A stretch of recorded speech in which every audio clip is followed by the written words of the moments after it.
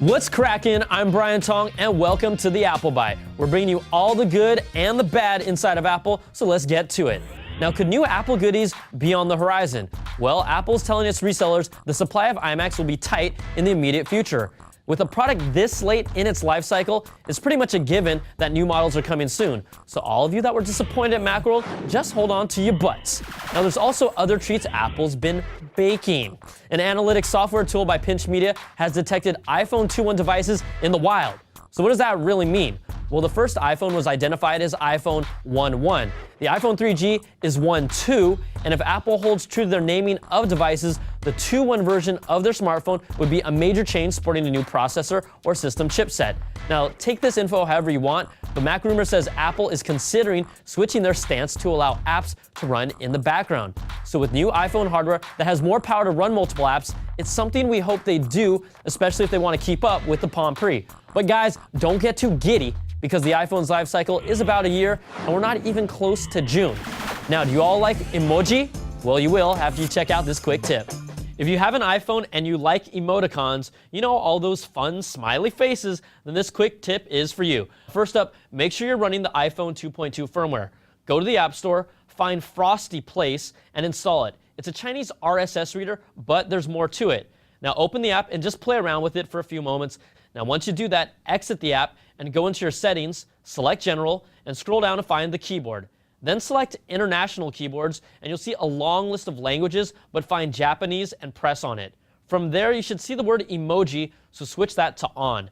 Now you guys are ready to roll. So let's jump into a text message, and you'll have a glow button next to the spacebar representing international keyboards. Press on that, and you'll have a huge collection of emoji icons that you can use in your text messages or emails. We're talking animals, foods, and even smiling stacks of poop. It's the Japanese. You name it, they got it. I'm Brian Tong for CNET.com with a quick tip for the day. Use it wisely. Oh, that guy. Still one of my favorites at CNET. Okay, now a quick thing. The emoji icon feature works if you install it before you run the 2.21 firmware update, and it will still work after you run the update. But if you guys already have the 2.21 firmware, you're kind of out of luck. Frosty Place is working on their own update to make sure it all works. Now, have you ever wanted to control your computer with just your iPhone? Let's check out the iPhone App of the Week, brought to you by our friends at Download.com. AirMouse replaces your keyboard and mouse so you can control the computer remotely. It works by creating a local wireless network with your computer and your iPhone. First, you'll need the software to create the server. You can download AirMouse Server for Windows or Mac free from Download.com.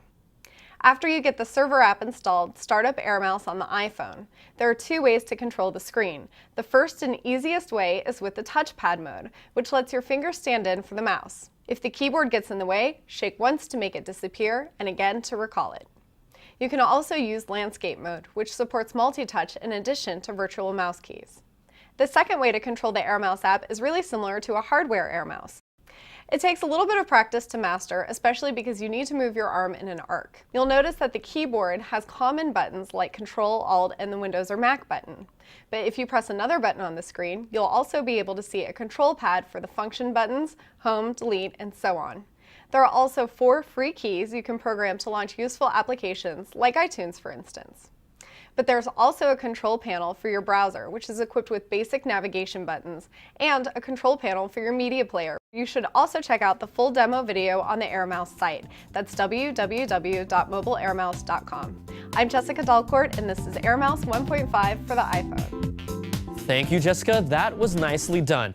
So this week's show is not all peaches for me because we're saying goodbye to Kwa Nguyen, who was an integral part of the graphics team that makes the Apple Byte look so damn sexy. So Kwa, this one's for you. How do I say goodbye? Bye, bye. Don't want to be a fool for you. We're back. We're back. We're back. Dude, just edit that out for me, all right? Sure. Okay. All right, guys, now, just the thing, we do have iLife on our hands, so next week we'll be showing a lot of videos of that. And remember, keep sending your emails to the Apple Byte at CNET.com because we get back to as many as we can. I'm Brian Tong. Thanks for watching, and come back next time for another Bite of the Apple.